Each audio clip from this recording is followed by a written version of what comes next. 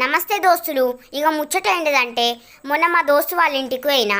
అదేం చెప్తాందో చూసి ఇద్దరం కలిసి ఆడుకుందామని.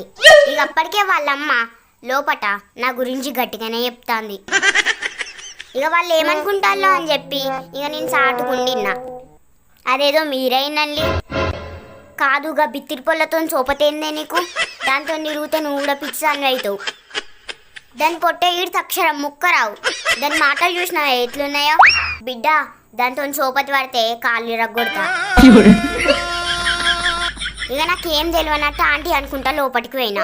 అబ్బో వాళ్ళ ఓరాక్షన్ చూడాలిరా బాబో. రా బిడ్డారా, ఇప్పుడే నీ దోస్తుతో నీ గురించి చెప్తాను. ఆ బిడ్డ చూసినావే ఎంత మంచిదో, ఎంత చక్కగా మాట్లాడుతుంది.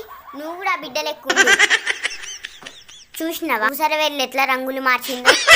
కొందరు ఇట్లనే ఉంటారు, జాగ్రత్త.